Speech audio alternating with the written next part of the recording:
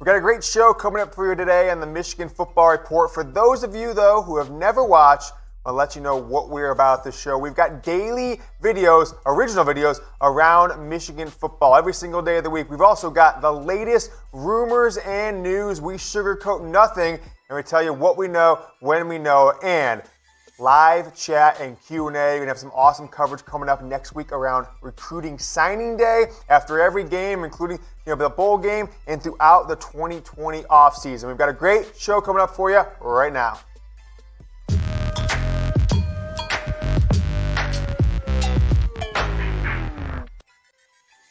Welcome back into the Michigan Football Report. Going to start with the Joe Milton rumors. I've been sourcing this story for a couple days.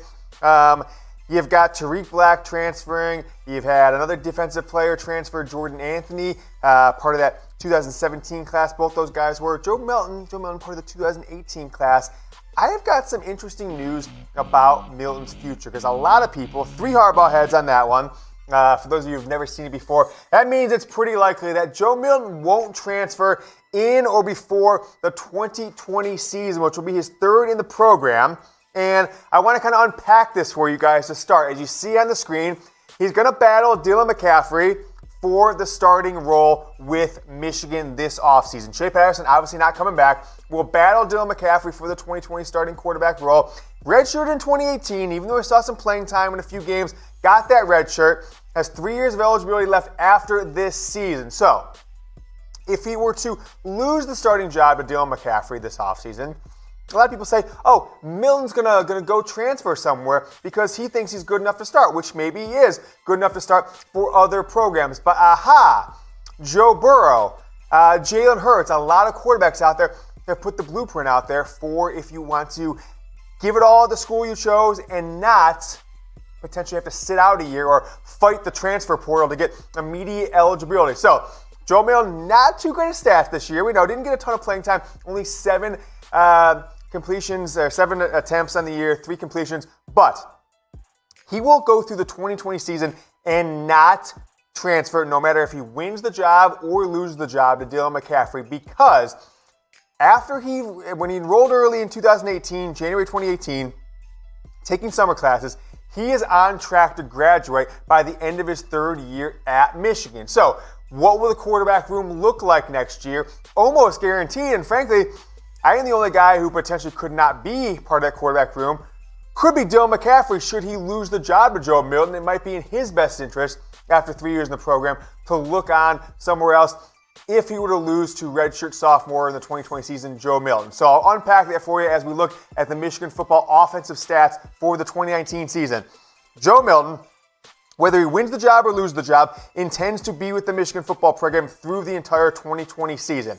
If he wins the job and keeps it into the future, obviously you expect him, beyond that. But if he loses it to Dylan McCaffrey, and Dylan McCaffrey doesn't have a good enough season to go pro, and McCaffrey would then come back for the 2021 season, Milton's not going to want to spend 4 straight years sitting on the bench. So he would graduate after the 2020 calendar year, maybe the 2021, May of 2021. I'm not sure exactly if he'd be a December graduate or an April-May graduate, but he will then potentially weigh his options to whether or not to try and fight for the job again with McCaffrey or transfer somewhere else and have 2 years left of eligibility, much like Joe Burrow did with LSU's 3 years at Ohio State, didn't get the job, transferred after spring practice in 2018. He's only been there 18 months down at LSU, already going to win the Heisman Trophy.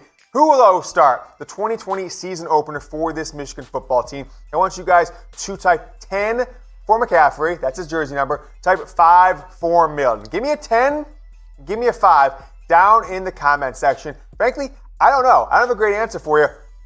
I'm not even going to beat around the bush and say I've got a prediction at this point. I want to see how it plays out in the spring. I want to see how these guys perform, who steps up as a leader this offseason. Because I think Milton maybe has a little bit more talent throwing the ball. McCaffrey could be, at this point, a little more polished of a package. So answer below. Type 10 in the comments for McCaffrey. Type 5 for Joe Milton. We've got some awesome Christmas deals coming up for you guys here. Michigan Football Report Holiday Sale. You can get these great deals. The Michigan Football number 4 Jordan brand jersey, $74.99. Go to chatsports.com/blue4. I'll have that link for you down in the comment section and in the description of the video, or you can just go there, chatsports.com/blue4. This is the bad boy that I like. The 2019 Michigan football coaching staff hoodie, Jordan brand. Awesome sale going on. This is a pretty expensive item. Now you can get it for under $50. Chatsports.com/Michigan19. You think Michigan, you think 2019, chatsports.com/Michigan19. Or the Michigan Nike sideline shoes, only $99.99. That's $30 off. Chatsports.com/blue shoes. All those links will be down in the comments, but you saw them there. Pretty easy to remember. Next rumor coming up.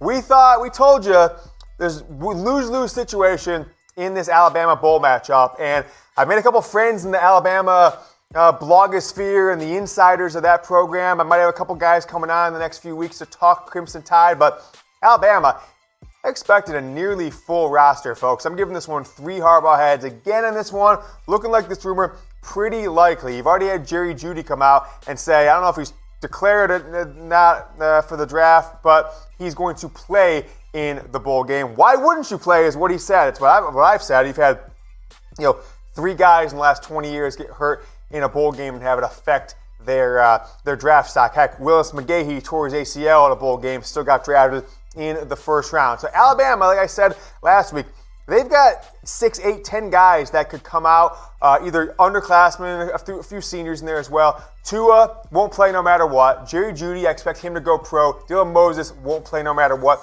He's injured. Kind of thinking Dylan Moses comes back again next year. Raekwon Davis, I think we're going to see him in this game. Then you kind of come up with some other players. Trevon Diggs, Jedrick Wills Jr., Alex Leatherwood, who is their very highly touted offensive lineman, first-round guy. I expect all these players to come back. Henry Ruggs III, I think he's going to come play in the game. I think Ruggs will come back to Alabama next season, and that's not it. Ruggs is gone, Tom. Tom's giving me the Ruggs is gone. Xavier McKinney, so fake news by me. Xavier McKinney, Terrell Lewis, and Devonta Smith. Smith might be coming back. That's what it is, right? Okay, mixed up Ruggs and Smith. Devonta Smith, who, frankly, in a lot of ways, was the number one option in a handful of games this year in a wide receiver core that had 4 potential NFL stars in the future. Devonta Smith will return for his senior year next season. So all these guys, potential first-rounders, whether it's after this season or after next season, I expect maybe they're only down 3 or 4 guys. 2 of them are injured. They weren't going to play anyways. You might see 1 or 2 other ones, but it's not going to be a mass exodus of Alabama Crimson Tide players sitting out this bowl game. So Michigan's going to face them at near full strength. The last time that happened, 2012, season opener, number 1 Alabama versus number 8 Michigan. Absolute blowout fest, okay? Not a single player on the Michigan team, I believe, could have started for Alabama that day. And I think you're going to see much of the same. Potentially quarterback could be the only position or one of the only positions that Michigan has an advantage. They've split the last 4 games, 99 after the 99 season bowl game, the great Tom Brady game, overtime, 1996, which led to the 97 national championship, lost to Alabama in the Outback Bowl, and then go back to the 87 season. Michigan won 28-24 in the Hall of Fame Bowl. Thinking bowl season, thinking the games are down in Florida, sometimes California, sometimes Arizona, all different states. What state do you live in? I expect a lot of people will say Michigan, but I know the Michigan brand spreads coast to coast, from the coast of Lake Erie to the coast of Lake Michigan, and Atlantic to Pacific coast. So let me know what state you guys live in. I am in Dallas, Texas. I've also lived in Nevada, California for a large chunk of my life. Grew up in Ohio, lived in Washington, D.C. I've been all over the country, left and right. Dallas, Texas is where we broadcast this show from. Let's take a look at this matchup before we go to our last rumor here momentarily. The over-under is 56. Alabama is favored by 7.5. I'm going to tell you guys what. I just called up the home loan experts out there. I'm going to see if I could take a line of equity on my dad's house that I don't even own. He might not even know about this. Dad, if you're watching, hey, ignore that letter in the mail. I might be taking out a $100,000 line of equity on his house to put down on Alabama. If they're full strength, 7.5, because I'll tell you what, if you told me a week ago that Alabama's all their players are playing and that Michigan would be only giving up 7 points or a 7-point underdog, I tell you, you're crazy. That line is stuck, even with this new news. So I don't know what to tell you. I don't know how Michigan keeps it within 20, but that's just me. BetDSI is where I'm going to make that $100,000 bet. Promo code Go Blue. Tom, you think they give me a 120% deposit bonus on a 100K bet deposit? I don't know, but we'll find out. I think it's only 500 to let you go up to. But promo code Go Blue, chatsports.com/bet, 120% deposit bonus. Get signed up, put a little bit of cash in, have some fun around bowl season, see if you can win some games, go into the NFL playoffs and the NBA season, put in 10, 20, 30 bucks, whatever you can afford on some sporting events. It makes it that much more fun. Chatsports.com/bet is the spot to go get that promo code with BetDSI. Now, last story today is Michigan pursuing some grad transfer defensive linemen. I've got a 4 Harbaugh heads on this one, FACK fact. And it's twofold effort on why Michigan will be potentially pursuing or is pursuing transfers in the transfer portal on the defensive line. And obviously, they're going to try to go for guys who are immediately eligible, although it's kind of a gray area whether guys will get eligibility or not these days, so it's tough to tell which ones will, which ones won't. But you see up there on the screen, they can't stop the run against teams who know how to run. Ohio State, Wisconsin, two of the best two running backs in the country this year for those two teams. Interior defensive line going to be thin again in 2020. Even if these guys coming up here, Carlo Kemp, Michael Dwumfor, a lot of questions out there whether those guys will be able to return. Neither one of them is playing in any postseason bowl game.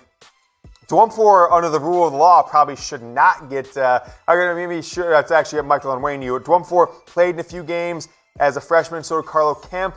Kemp actually played past the 4-game deadline, so a lot of gray area on whether either of these guys will come back. But both, I'm told, are trying to come back. If they don't, Michigan's going to be incredibly thin at the interior defensive line. But I've got a couple players that are rumored out there to be considering Michigan that have already put their name in the transfer portal. Michael Williams, both of them Stanford guys, out of the state of Texas. He's going to be immediately eligible to play as a grad transfer. Heard that, Michigan's an option. Think scholastically a Stanford guy. He's probably not going to go to Texas Tech or anything like that. Then you got Javon Swan, also defensive lineman, interior defensive guy, can put some meat into that Michigan defensive line where they come in as starters, come in as a backup. I'm not sure. Don't put that thing at the bottom of the screen, Dylan. Don't put that thing. We do these outros live with no lower third, saying to producer Dylan. So get that lower third out of there. But those are our top 2 potential transfers. Michigan also expecting 1, if not 2,